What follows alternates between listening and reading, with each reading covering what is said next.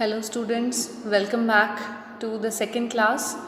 So I'm your teacher Manpreet Kaur, and in this video lesson I'm going to talk about page number 10 of your a collection of ISC poems. Okay, so half of the poem, not half, but page number 9 was discussed earlier, and now I'm going to discuss page number 10. So before this, at page number 9, we have read that how the poet thinks that the birches were being bent by a boy, the one who was swinging on them, and now he is talking that one by one he subdued his father's trees by riding them down over and over again until he took the stiffness out of them, and not one but hung limp, not one was left for him to conquer. So here the poet says that one by one he has bent down all his father's trees. So the place where the trees were planted, the place belonged to the boy's father. Okay, so it was his father's orchard, a place where he has planted a lot of birch trees. So the boy one by one has bent down his father's trees, because the place where the trees were planted belonged to his father, by riding them down over and over again, because he was just swinging the birches again and again until he took the stiffness out of them. Up till what time he has been riding over the birches? Until he took the stiffness, until he took the hardness out of them. So trees are no more hard, they have become elastic. That is why the tree's top is touching the ground. And not one but hung limp, not one was left for him to conquer.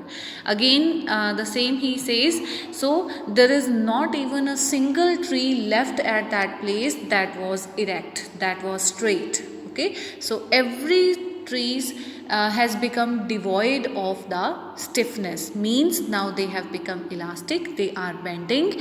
Not one was left for him to conquer. There is no tree in that father's orchard which is straight. So the boy who has been swinging the trees, he has conquered, he has won, he has played with all the birch trees, and almost all the birch trees are bent down by him.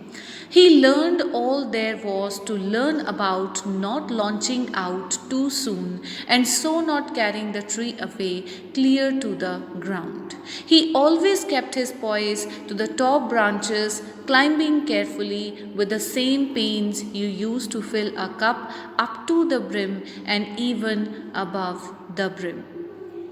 Now he learned, the poet says that he is the boy we are talking about, the one who has bent down the trees. He learned all there was to learn about not launching out too soon, and so not carrying the tree away clear to the ground. So here we come to know that boy has learned an art, a skill of how to swing with the birches. Okay, so how the boy has been so careful while launching and while moving up.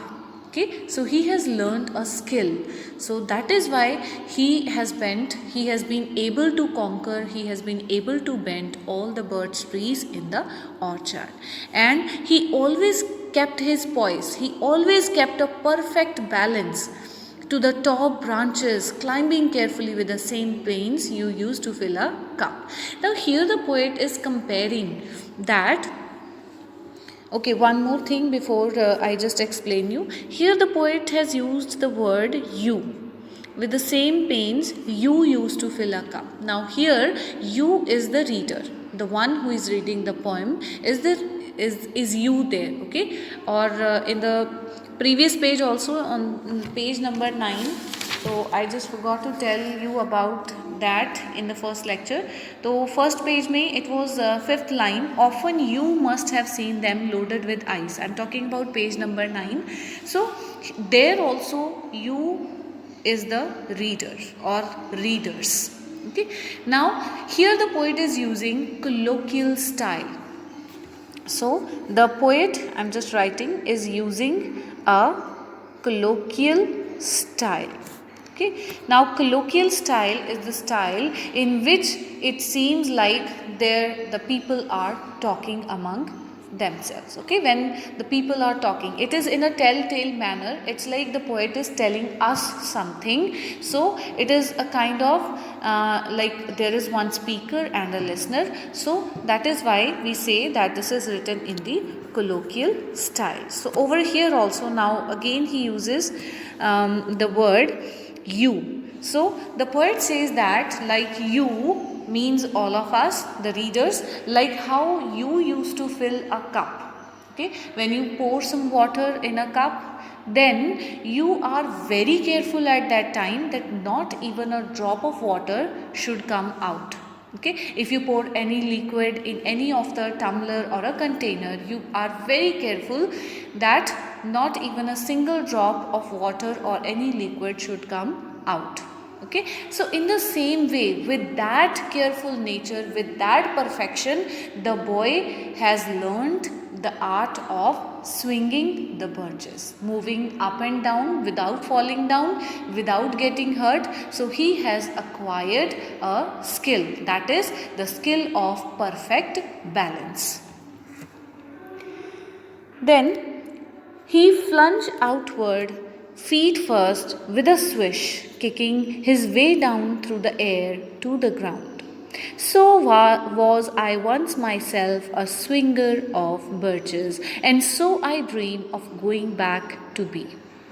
Here the poet says that this is how the boy used to swing the birches, kicking his then he plunged outward, feet first, with a swish, kicking his way down through the air to the ground. So how he used to move up first of all with the birch tree, and how he used to just kick his way down through the air to the ground. So this is with like a perfection how the boy used to go up and then come back to the ground. So was I once myself a swinger of birches. So here I is the poet himself, the narrator.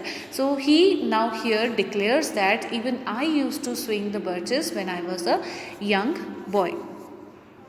And so I dream of going back to be.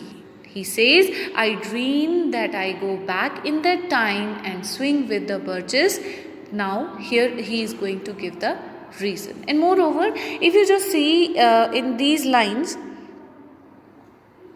in these particular lines, when he talks about the art of learning a perfect balance, so from there only we got the idea that the poet himself, he knows about like how to just move up and how to come back to the ground while swinging the birches. So obviously the poet might have done it himself. That is why he know himself that how it is to be like swinging the birch tree.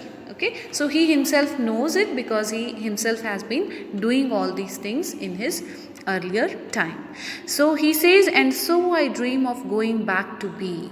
Now here poet is dreaming that I again wish to swing with the birch trees. Why? There is a reason, and that reason he is going to explain in the lines further. And it's when I'm weary of considerations and life is too much like a pathless wood where your face burns and tickles with the cobwebs broken across it, and one eye is weeping from a twigs having lashed across it open. So here the poet says that when I'm weary, when I'm tired of the thoughts, considerations means the thoughts which he gets while living in this world, okay, means the struggles and pains and challenges which he faces in the life. So he is getting tensed about all these, he is getting tired of all the considerations, and life is too much like a pathless wood. He sometimes feel like that life is like a pathless wood, means the forest which is not having any direction. Okay, so he feel in a state of quandary at that time, and now here you can see, and life is too much like a pathless wood. So like word is used, so means there is a comparison, so it is a simile, plus it is also a metaphor, because pathless wood refers to the struggles in the life, the troubles which we face in our life when we feel like that there is no way out. So this line is a simile and pathless wood is a metaphor. So where your face burns and tickles with the cobwebs broken across it, and one eye is weeping from a twigs having lashed across it open. So here he gives two different explanations. First he says that the life is like a cobweb.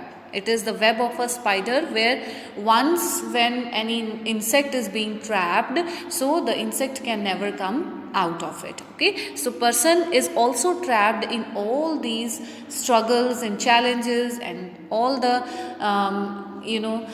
the sorrows and sometimes the happiness also. So a man is trapped. So poet himself feels like he is trapped in the cobweb, and one eye weeps when any of the twig, a small thing, when it goes in the eye, so one eye weeps. So he just want to go away from all these things. Once again he dreams of swinging the birch trees so that he can find the peace of mind.